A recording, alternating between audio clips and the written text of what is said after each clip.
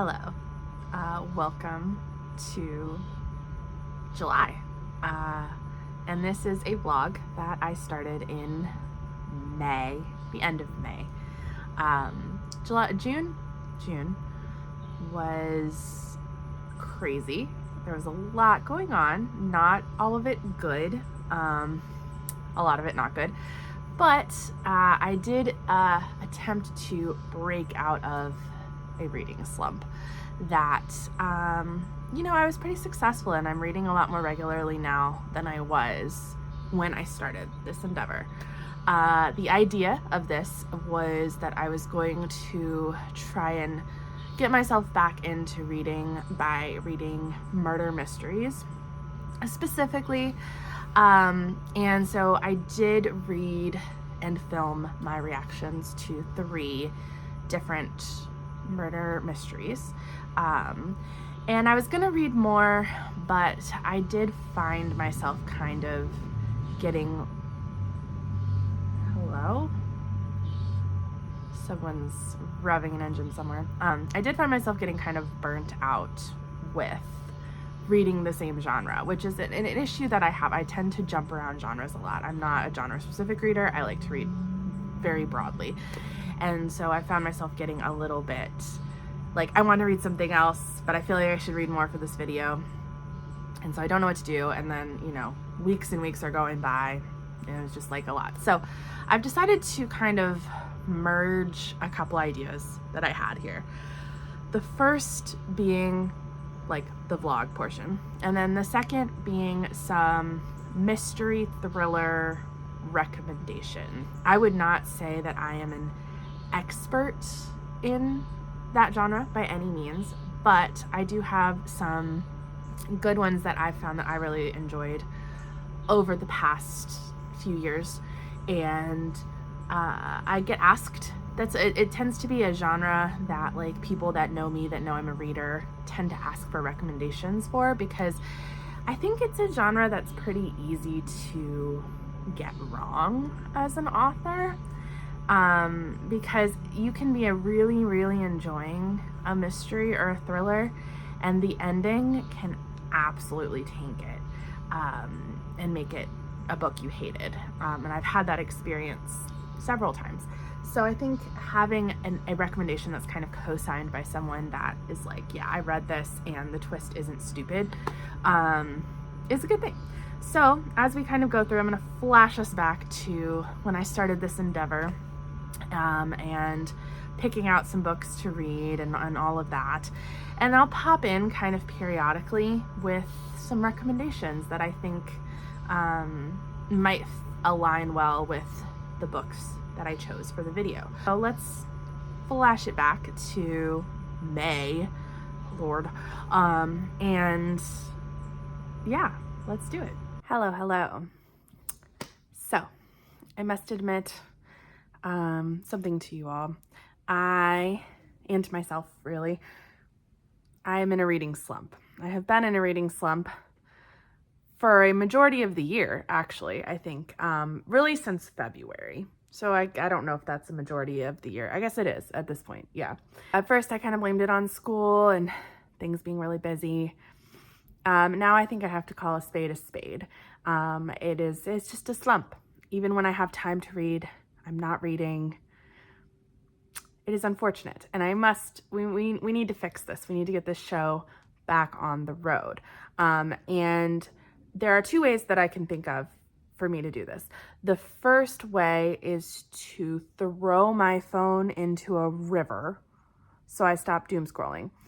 And as tempting as that is, I don't necessarily think it's going to be the most productive solution, like long term. The second option is what I usually do to get myself out of a reading slump, is to pick up things that are quick and engaging and fun. So what I think will fit the bill, what I'm hoping will fit the bill, is murder mysteries. I love a good murder mystery. I usually don't have to think about them too hard. I'm not really the type of person that tries to guess the ending. Like if I'm picking up on stuff, I'll maybe make a prediction in my head, but I don't analyze clues as I go along. I don't like make a little board and attach strings to things. I just kind of like allow the story to unfold. And I tend to get through them pretty quickly. I read one thrillery book, One Perfect Couple by Ruth Ware, that I didn't even really like that much, but I flew through it because you want to know how it ends. And I think this is going to be the key to my success, or at least I hope so. So let's venture through the TBR. Okay, I pulled mostly things off my shelf. I did get one thing from the library so that I could have something on Kindle and audio. We'll talk through that one first, actually. Was able to snag the Kindle and audiobook for Everyone on This Train is a Suspect by Benjamin Stevenson. I read Everyone in My Family Has Killed Someone, which is the first book in the series. Well, not last year. Last year? No, I think in 2023.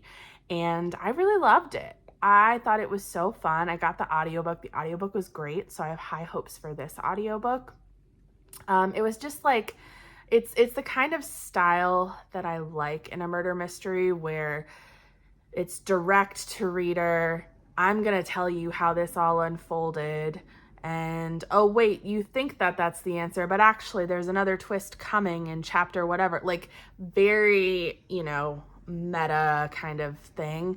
And I love that in a murder mystery. I like ones that aren't too serious. I'm not like a serious murder mystery, especially for this type of assignment where I am trying to get myself out of a reading slump.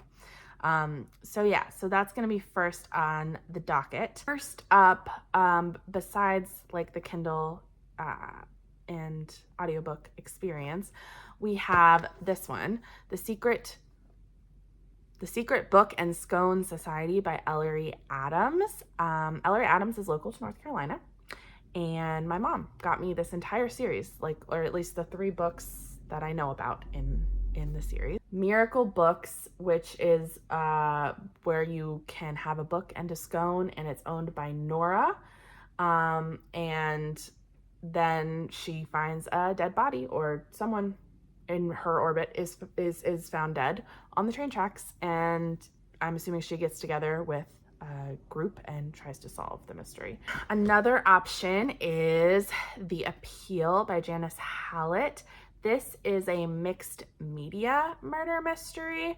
I believe it's entirely told in email, and it follows a local theater group where someone has either gone missing or died. I have heard really good things about this, and I'm really excited to give it a go. And I have been slowly making my way through Agatha Christie's Hercule Poirot series, and this is the next one on the list. These are always really good palate cleansers for me.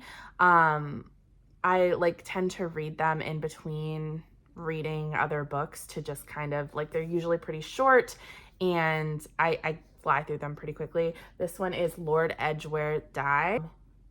Lord Edgware. He's found dead. His estranged actress wife was seen visiting him just before his death, and Hercule Poirot himself heard her brag of her plan to get rid of him. But things are not always as they seem. Of course they aren't. Hercule Poirot is just fun because he is such an arrogant, asshole, and he's really fun to read as a main character. Especially when he is in conjunction with Hastings, who is an idiot. They are like a fun little duo. I'm excited to try this one out. And then the one that I'm arguably the most excited for is We Solve Murders by Richard Osman. The Thursday Murder Club series is my favorite murder mystery series in existence, my favorite murder mystery books in existence. And so I have no reason to suspect that this will not be great. This is a father-in-law and daughter-in-law murder mystery solving duo is at the center of this, and I'm very excited about it. So there's that. And I'm going to read a little bit, and I'm going to try and figure out how to claw my way out of this reading slump. And it's going to happen, and it's going to happen. I believe this to be true. So here we go.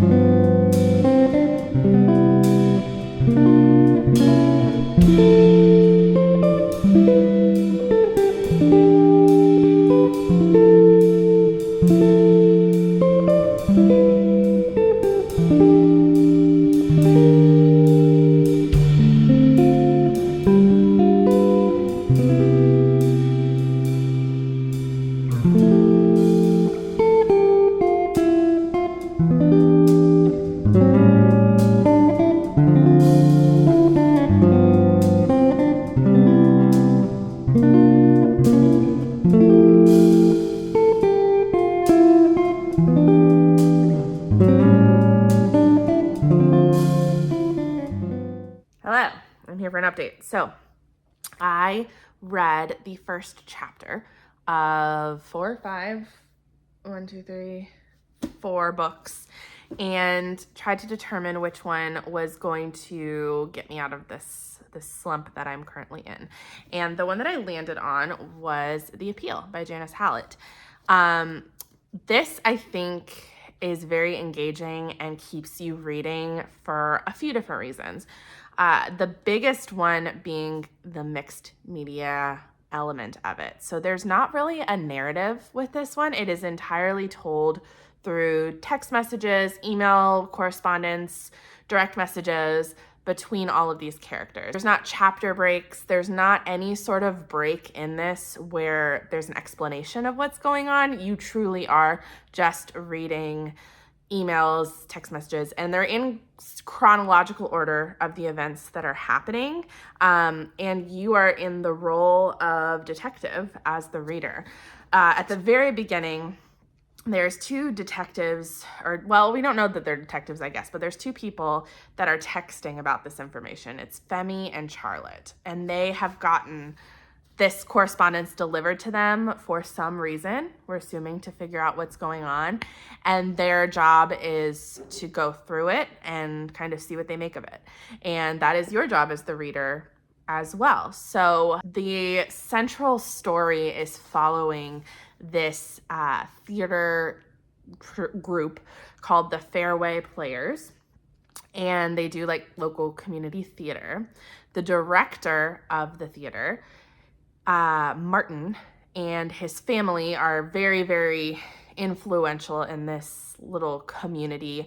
They are, wealthy, they own businesses, they are in charge of this theater company, and everyone is kind of like, bending over backwards to help them when they reveal that their granddaughter, Poppy, has been diagnosed with cancer, and she needs an experimental treatment drug to get better. And so they are raising money through an appeal, and they are, going, various different fundraising opportunities are being presented. And as things progress, you start to become very suspicious of a few different things. The fundraising itself starts to seem suspicious. The treatment and the doctor that's in charge of it start to seem like something's maybe off.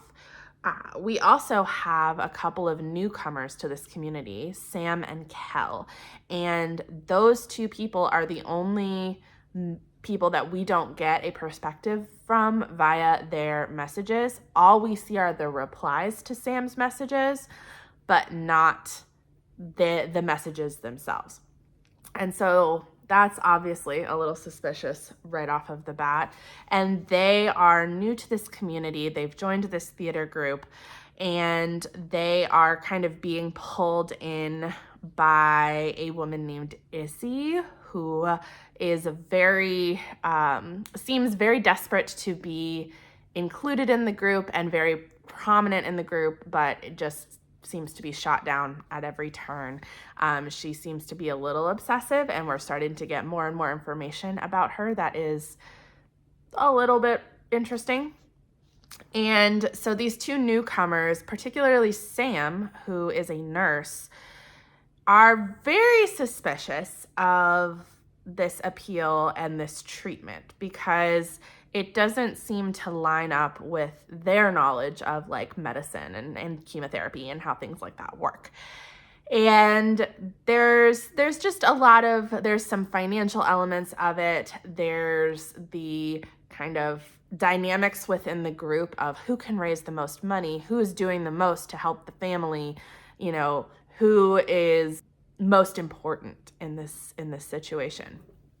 And so it's very interesting. It's very messy. There's a lot of drama both happening in the messages themselves, but also being alluded to that has happened in the past that we haven't learned about yet. And it feels like going down a like Reddit rabbit hole or like something like that, where you're learning about, other people's lives and all of the drama and messiness in their lives. And of course, the theater troupe is doing a production of All My Sons. And it's so funny because like I've done some theater in high school, and I feel like whenever I read a book about a theater troupe or like a group of people that are trying to do theater, it feels, there's so many elements of it that feel so real to like, who's the director's favorite and who's getting cast, and like, is it about who you know and not necessarily about how talented you are, and like all of that like nonsense that comes along, especially with smaller. I feel like the smaller the theater production, honestly, the more messy it is as far as the group dynamics. And of course they're doing All My Sons, which every book I've ever read that has like a theater production happening in it, it's All My Sons or Our Town. Like it's always one of those two. I find this really interesting and I'm very engaged in it. I do almost wish that there were a few chapters interspersed that had a little bit more of like a narrative bringing everything together kind of element to them. Because it does feel like you're a little bit just like thrown into the deep end, and you really have to make sense of it for yourself, which is like fun, but also to me, I'm like, it's a little bit frustrating at this point because I feel like we're taking a while to get to the murder, and I'm not sure that I fully understand all of the group dynamics and all of the people yet. I have a shit memory too. So like when they say, I forget who people are all the time. There is like a cast list at the beginning, so you can kind of keep track of who the different people are involved in this. Like there's like a list of all of the fairway players, as they're called. And throughout that there are like breaks where we get, a more objective view of what's happening, because that's the other thing, is like all of this information is via these different people's perspectives. And so it is funny. It's like one of those things where you see a message from someone describing an event in a certain way, and then another person comes in and describes that same event, but their perspective on it is very different. So yeah, it's really fun. I'm really having a great time with it. It does feel a little hodgepodge right now, but I have a feeling it will be more streamlined and it will come together and it will make more sense as I continue. But I'm liking it. Also started, and I'm not nearly as far into it, Everyone on This Train is a Suspect by Benjamin Stevenson, and immediately fell back into it and remembered why I loved the first one so much. It's so fun. It's so fun. It's like, it's such an homage to like the murder mystery genre. And it's just really funny. Like I laugh out loud listening and reading to these books. And so, basically the farthest I've gotten in that is that he is going on this train. There is a murder mystery author convention happening on a train, and the train goes from like one end of Australia to the other. And our main character, who is coming off of the success of his previous book within a book, the fictional Everyone in My Family Has Killed Someone, he's coming off of that. He's being asked to write something else, and inspiration is going to strike because someone on the train is going to get murdered. And it starts off immediately. Like the first thing is an email from the author to his editor being like, I know that you want me to add a prologue because all these murder mysteries have a prologue, but I'm not going to do that. And then he proceeds to essentially describe what a prologue would look like. So giving us, the reader, a prologue for this book while saying that he's not going to do a prologue in his fictional book. It's just so fun. It's just fun. I'm going to listen and read that one. And then I'm also going to read a little bit more of this one, and I will come back when I have some more updates.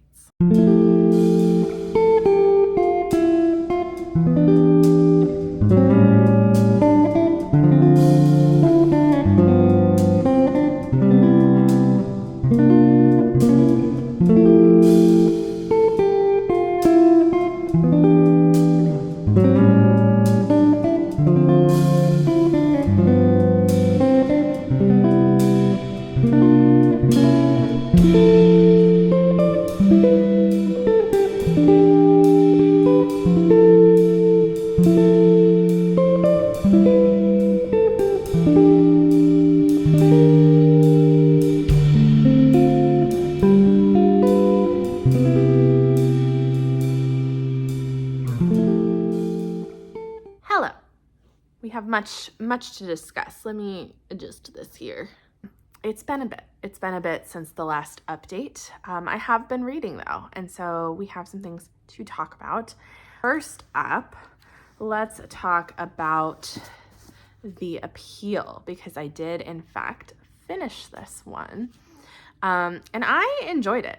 I liked the ending. I thought it was a well done couple of twists going on. You know, I was definitely surprised by some of the reveals. The main kind of reveal, I had a suspicion in that direction, but I didn't guess it fully, which I think is good, because if I had a suspicion in that direction, that means that the groundwork was laid for that to be the reveal. So I'm glad that I had kind of an inkling of what was going on without necessarily knowing exactly what was going on. Well, the mixed media element of it just makes it feel very real and very like this is actually happening.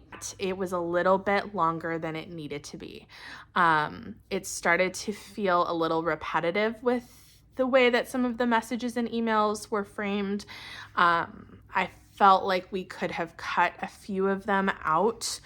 And the biggest, I don't know if criticism is the right word, but the biggest thing that I think could have been changed about this book, the framing device for this book, is that there are two people that have received a packet with all of these messages and all of this correspondence.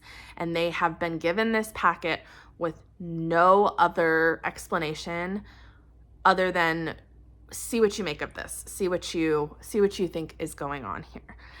And then they interject every so often with messages to each other about what they think is going on, the important elements that they find from the text, which like I think is helpful to the reader of kind of like, hey, are you picking up all of these little breadcrumbs? Are you figuring it out alongside them? Like, if not, we got to make sure that we, are really hammering in the important details of this. I think it would have been possibly more effective if the person that assigned this case was really the only person that we interacted with outside of the messages and emails within the greater context of like the appeal and the charity and the theater group and whatever. I don't know that we needed those two side characters kind of holding our hands quite so much. Personally, I kind of felt like it took away a little bit from the story because it made it less about you, the reader, figuring it out and more about them figuring it out, but they weren't really fleshed out characters. So I don't really care if they figured it out. I care if I figured it out. Does that make sense? I don't know if it does. But I give this 4 stars. I thought it did what it needed to do. And it accomplished that really well. And as far as like having this mixed media kind of method of storytelling, I thought it was really successful in that. So yeah, I enjoyed this a lot. Definitely kept me going and kept me reading. So The Appeal in its like essence was, a domestic, what I would call a domestic mystery thriller, where we're really dealing with the drama or the crimes surrounding like a specific family, a specific community. It's all very much hinged upon the relationships of different people within this community, this family unit, etc. I've read a few books in this category that I really enjoyed that I figured I'd share with you. So if you read The Appeal and you enjoy the mixed media element of it being these like letters and emails and things like that, one book that I read that has a mixed media element that I thought was really good was The Night Swim by Megan Golden. This book heavily features a podcast. I listened to the audiobook of it, which I think enhances the experience because it feels like they do the little intro music for the podcast and all of that. I would say that book is heavier in themes and plot than The Appeal. You're dealing with like sexual assault, sexual violence, and murder, of course, and like it gets pretty dark. There are some more courtroom aspects in that one that there aren't in The Appeal, which I love a good courtroom scene or two in these types of books. So I would say that's a pretty decent recommendation if you like kind of the engaging element of having it be like a piece of media within media. If you liked the kind of rich people drama of The Appeal, I would point you probably towards Big Little Lies by Leanne Moriarty. I read this one on audio, and I really enjoyed the narration because it's Australian, so that's always fun. And it is very much like, I know the TV show, everyone kind of has an idea that it's about these like rich moms, and like the drama surrounding them and their friend group and their kids, and then there's a murder and they're trying to figure out, like, piece together what happened. And yeah, if you like that kind of drama, I think that The Big Little Lies is one of the best iterations of it that I've found. I watched like one episode of the show, and I didn't get really into it the way that I was into the book, but overall I think the book is really strong, and I would recommend it if you're into that kind of thing. Liked the kind of family drama. I wouldn't even say family drama. This one might be kind of a stretch, but I do remember reading and really enjoying this book. A Good Marriage by Kimberly McCreight. I know Kimberly McCreight has come out with a bunch of more recent stuff. This is from, I believe, 2020. I thought this was really great. I don't remember a whole lot about, I probably could read it again and be surprised by a lot of the plot elements of it because it has escaped my memory. But I do remember this being one of the first kind of books in this vein that I read, and it was really good. So we follow a lawyer and her husband, and they have the perfect marriage, but do they? And then she gets a call from an inmate at a prison who she has a past with, and then that kind of propels into his wife, Amanda, has been murdered, and so she is kind of drawn into helping him solve the mystery of who murdered his wife if it wasn't him, because they have some sort of shared history. And I don't know, it had a lot of good twists and turns. I was really into it when I read it. Would it hold up now that I've read more books in this vein? I'm not sure, but might be a good one to give a go, that I feel like not a lot of people talk about because it's a little bit of an older book. So last one kind of along these lines that like leans more into, I think, the like thriller territory. I mean, I have to mention Gone Girl. I think it's The Law. You know what this is. You've seen the movie, you've watched clips from the movie, you know the general gist, you probably know the plot twist for this book. If you don't, I highly recommend it. I think this is like a foundational staple for the genre, in my opinion. So like, if you haven't read this and you don't know, like you haven't seen the movie and you haven't had it spoiled for you, oh my gosh, I'm so jealous of you. But it's just a really well written mystery thriller. Like it really is. Like, maybe it's overhyped, maybe it's overrated. Who's to say? Not me. Everyone on This Train is a Suspect by Benjamin Stevenson. So this one I listened and read on my Kindle. Our character Ernest is kind of grappling with newfound fame and success as an author. And along with that, he's dealing with imposter syndrome and writer's block, and kind of just feeling like maybe he doesn't fully fit in the literary world. And so he is on a train with a group of authors doing a little convention, author talk situation. And of course, somebody gets murdered, and now he has the inspiration for his next book, and he is going to figure out what's going on. Both of these books are very direct to reader. So if I'm going to say the appeal was a little bit direct to reader because you're kind of playing detective along with the two people assigned to the case, this is like you are, as the reader, referenced, and it's very specifically like breaking the fourth wall to talk to you.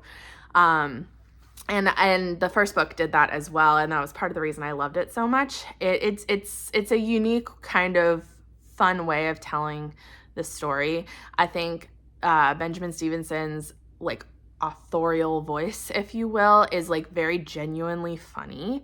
It doesn't necessarily feel like it's trying too hard to be funny, which I appreciate. One kind of element that keeps getting brought up is that the killer's name in the book is mentioned 106 times. And so every so often, the author, Ernest, stops and gives us a rundown of the main characters and how many times their name has been said up to that point in the book. And then once you have some suspects who are crossed off the list for whatever reason, their name goes over the count, and so you know for sure it's not them. So it's just like fun little details like that. I think this book honestly is a little bit ahead of its time in how it discusses the use of ghostwriting and AI written material as an issue in the publishing industry. I know there's been some controversy recently surrounding both of those things. And I think that, this came out last year, I believe. So not like, it's not like he predicted the future too much, but I think that his understanding of kind of the problems that can arise from things like ChatGPT and, other generative AI models, I think he really had his finger on the pulse of where those problems were going to be, which was fun. And it was incorporated into the plot in a way that was like funny, but also made a lot of sense for how things panned out. There was some kind of like addressing of his trauma and his grief from the first book, and not in a way that brings the tone down or makes it really heavy or really sad, but just in a way that's like, hey, all of this stuff happened to him in this first book, and that's not going to just magically go away in the next book, and so I thought that was a really neat element. So yeah, I mean, I would say like similarly to the appeal, like this one maybe sometimes gets a little bit gimmicky, maybe. This one was like more like a 4.5, 4.75. Like it wasn't perfect, but I would highly recommend this series to anyone that, loves murder mysteries and knows the genre really well, and doesn't mind a little bit of like tongue-in-cheek kind of, playing around with your expectations and, someone like kind of breaking out of the story a little bit to give you some insight into what's happening. Okay. Oh, Ernest Cunningham. Everyone in my family has killed someone. Everyone on this train is a suspect. That series is just like the more lighthearted, not cozy, I guess cozy kind of mystery. And this type of mystery has become increasingly popular, I would say, especially over the last couple years, where like, you have your really dark, gritty kind of mystery thrillers, and these are not. Like, there's murder and there's crime, but it's all done in kind of a removed, somewhat tongue-in-cheek way, where you don't have to feel too emotionally invested. It's not as much of a anxiety-producing experience. That's not the goal of it. A lot of times I feel like these books are meant as kind of a tribute to the mystery genre, and just like they reference how things are done in like mystery books, like classic mystery books. And so it feels like a little bit of an homage to the genre itself. Definitely the Ernest Cunningham mysteries are that. He mentions it very frequently. And then the other thing, of course, would be Thursday Murder Club series, which again, if you like Ernest Cunningham, I think this is definitely for you, and vice versa. I think tonally they have a lot in common, and I know there's a lot of other books in this style now, but I really enjoy the humor in both of these series. I think that they're genuinely funny, like they genuinely have moments that make me chuckle and aren't just trying to be funny. I think what the Thursday Murder Club has that the Ernest Cunningham books don't is a little bit more heart and a little bit more like character development, I would say. I'm biased because these books are like some of my favorite things ever. There's a new one coming out this year, which I'm very excited about. So, and I know that I had a Richard Osman book potentially on the TBR that I didn't end up reading, and it was just because I know I'm gonna love it, and I wanted to give myself some space from the other mystery books that I'd read to kind of help me like enjoy it to the fullest possible extent. I don't know if that makes sense. Like, I was getting kind of burned out of mystery, like murder mystery books, and so I didn't want to read that one and have it like not get as high of a rating because I was just like not in the mood for it, because of how those books really like lean into kind of the classic murder mystery genre.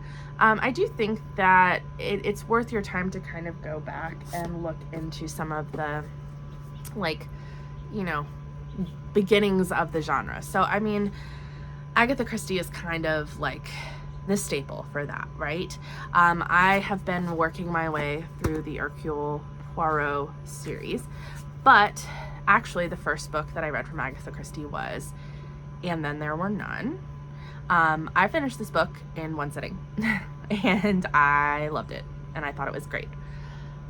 Granted, and this is just a general warning for Agatha Christie books, different time. The original title of this book and the original kind of origins of the poem surrounding, you know, the idea is that there is a poem that details how each person is going to die and then they die in that way somehow. But the origins of it are not great and are quite racist. And Agatha Christie herself is quite racist and anti-Semitic. It was a different time and she's dead now. So like I have, you know, I don't want to get too into this conversation of like artist versus the art and blah, blah, blah. But like, I'm not directly supporting her views because she's not here to support. So, you know, I think it's something to be aware of going to her books. Specifically this one because of, you know, just look it up. I'm not going to get into it. But this is like, you know, there's been a lot of kind of remakes of this idea of like all these people closed, isolated space, like a house or an island. So it can only be one of them that's the murderer and they all get picked off one by one. Like that has been done to death and this is always the inspiration for it. So it might be worth your while to go back and look into this one. From the Hercule Poirot series is The Murder of Roger Ackroyd. This one also kind of originates a certain like literary plot device from the murder mystery genre that I can't tell you which one it is without spoiling it. So if that intrigues you enough, you know, then this one is quite good. And I really, really enjoyed the twist kind of at the end of it.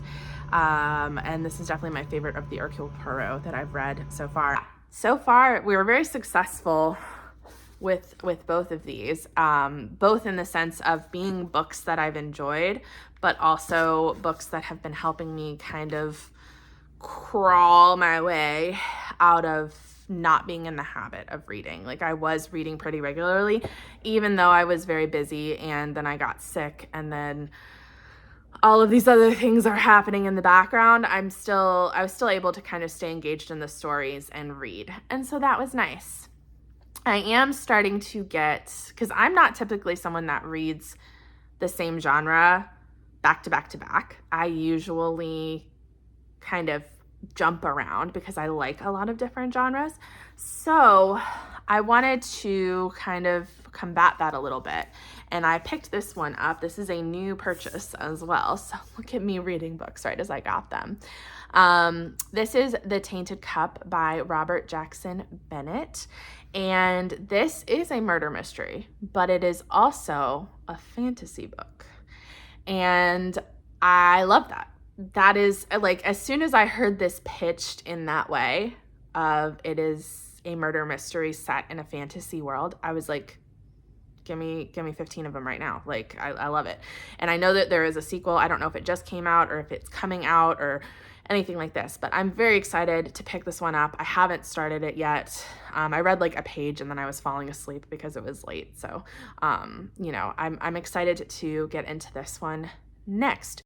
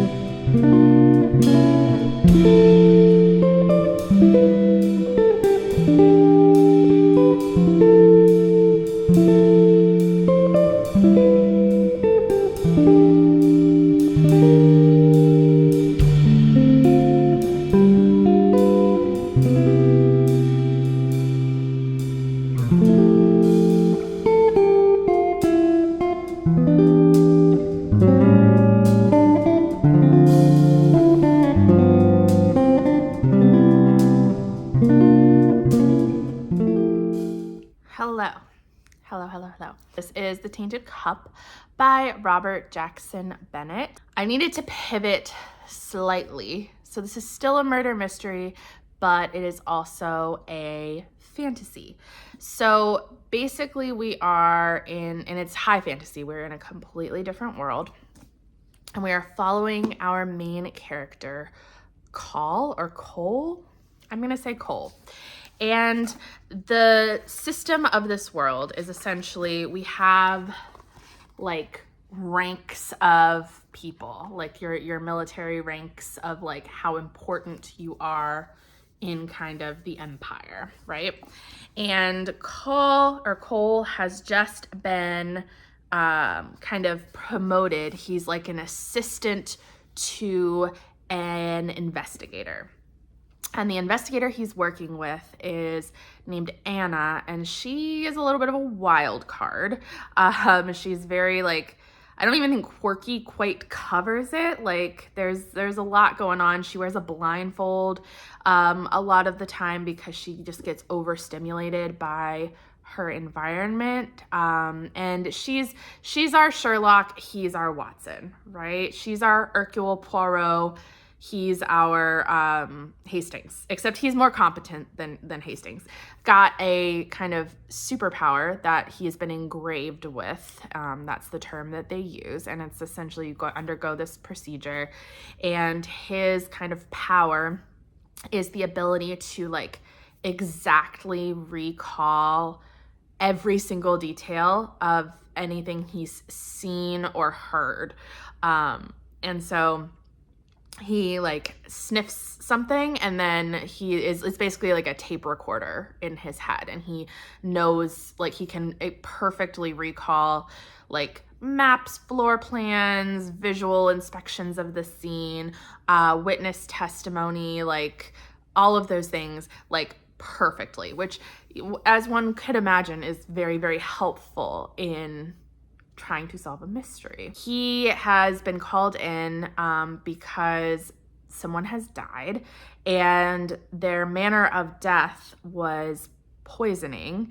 And essentially they were poisoned in such a way that a tree grew inside of them and kind of like impaled them almost as it grew. The person that died was found in the home of like a very important wealthy family. And so it's caused a big stir, and then the mystery kind of continues to unfold. Like I won't go too much into it.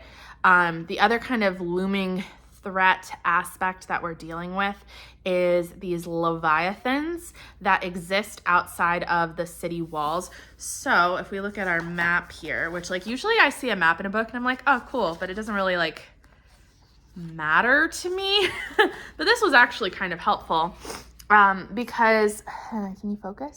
So we've got our 3 kind of rims of walls. We've got our outer and then our inner and then our inner, right? And so the leviathans are out here in kind of the ocean. And so we're all very concerned that there's going to be a breach in the walls and the leviathans are going to come through and start killing people. Also, flooding will happen, and it's just like it's a very present threat for this empire in general. But especially, obviously, the poorer people live kind of more towards the outer edge, and then the wealthier people kind of live more towards the inner edge, and so there's that. So yeah, it's a really interesting world. It's a really interesting setup. I think that the idea of having it be a murder mystery so that you could really see all of these different powers that people can have was really smart, because it's not just like the ability to exactly recall information. There's a lot of different like powers that you can possess. You can identify smells really well. You can like have really good visual spatial reasoning, or be really strong, and like there's all sorts of things. It is reminding me a little bit like the Greenbone Saga by Fonda Lee, because it's this idea of like enhanced individuals, but more fantasy than like sci-fi. And I'm really liking it. I think that so far it's been pretty engaging. I'm pretty far in, like when I say so far, like I'm very close to the end. It's been very engaging. I've been like invested in the mystery and the political kind of machinations surrounding it. I like our main character. I think he's fun to follow. He's very much like a little bit of a blank slate, but he does have, there's something going on in his past that we're not privy to yet, but there's very much kind of an air of he somehow manipulated or tricked his way into the position of power that he holds. And his like boss, his investigator that he's working with, has kind of been exiled into a more remote location. So she's had some stuff in her past, he's had some stuff in his past, and so they're kind of a great match in that way. She's very like zany and wild and speaks her mind and isn't good at like social cues, and he's kind of more reserved and restrained, and it's very much a reflection of how they have to kind of exist in this world based on their levels of rank, right? Like she is higher up, so she's allowed to be a little more like out there, whereas he has to really watch everything that he does, everything that he says, especially because it's been alluded to that he maybe hasn't fully earned his place by the qualifications set forth by the Empire. But he's clearly good at what he does, and he's been like very crucial in the investigation, not just for the powers that he possesses, but like also he's been kind of deducing things and using kind of his awareness to help put things together. You really get a good intro to the way that the world works and the like society that we are placed in. And I'm gonna finish this book. I'm gonna wrap it up. I'll try to shoot some B-roll as something to kind of add another clip in here, and then we'll call it a video, and we'll say this was a mild to moderate success. I'm not like fully back at my level of reading that I've been at before, but I am reading pretty much every day, pretty consistently. So this is good. This is what we want. Okay.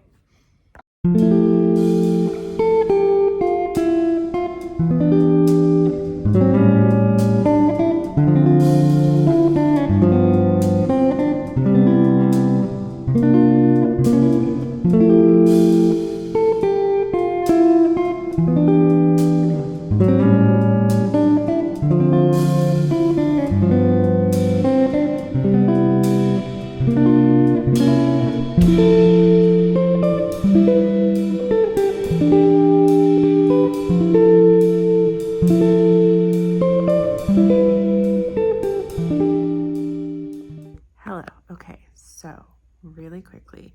First of all, this is the current situation because it's the 4th of July and she has anxiety.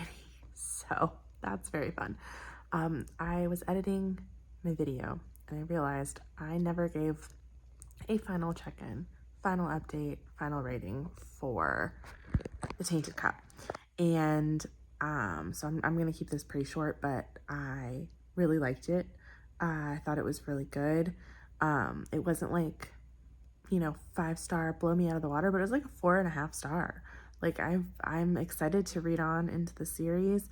I think it ended in a way where we're gonna have a lot to work with in future books, and the world and the characters are just really, really interesting. And I like what the author's doing with talking about kind of corruption and rich people infiltrating the government and taking over the government and controlling things more than they should and getting away with things that they shouldn't and stuff like that. And there's also corruption within the empire and the political system that I have a feeling we'll get more into in later books. So yeah, 4.5 stars. I really liked it and I would highly recommend it along with the other books that I'm going to mention forthwith. Yeah, the Tainted Cup leans way more into fantasy than the other recommendations that I have in this vein. But I only like a murder mystery to be supernatural in any way if that is established from jump. I do not like if you are reading what you think is a traditional murder mystery story set in our world and then a supernatural element is introduced to solve the mystery. That's my biggest pet peeve. If we're talking about mystery in a fantasy world, we've got the Tainted Cup, high fantasy. We are in a completely different world, right? Then we've got, if we take it a step down, we have Ninth House, which is in our world, but magic, supernatural entities are very well established within the world. I think that that's a good one. Again, it's a fantasy book, but it's set at Yale University. And it follows our protagonist who can communicate with ghosts, essentially. And there's a murder, and there you go. Calling it murder mystery may be a little bit of a stretch, but I think if you like the Tainted Cup, if you like that kind of idea of a mystery blended with fantasy, Ninth House might be for you. Ninth House is definitely a little more gruesome, though, I would say. And then we also have this, The 7.5 Deaths of Evelyn Hardcastle by Stuart Turton. This one is just very strange. I also have read by him The Devil in the Dark Water, which I would say I liked even slightly more, but I don't own that one. But Stuart Turton kind of takes really fantastical ideas and puts them into murder mystery plots. And I wouldn't say that they're necessarily always the most successful, especially at the end, but it's a fun ride. It's a fun ride to get there. In this one, we have a detective who keeps waking up in different bodies of people that participated in some way in the murder that has happened the day before. And so he keeps going back in time and waking up as someone new who may or may not have murdered someone or may or may not be involved in it. And so he's trying to figure out, A, why is this happening to him? And then B, who did it? Who done it, right? Devil in the Dark Water takes place on a ship, and it has a very Sherlock Watson style, but Watson ends up, for reasons, being the one that solves the mystery. His name's not Watson. I don't remember what his name is, but he's that character, and he is having to solve the mystery of what's happening on the ship. There are supernatural elements involved. I would put those all into the camp of supernatural or fantastical mysteries that worked for me. And then there are some that didn't work for me that I'm not going to spoil, because the reason that they didn't work is that the supernatural element was introduced too late and as a like plot reveal in the book.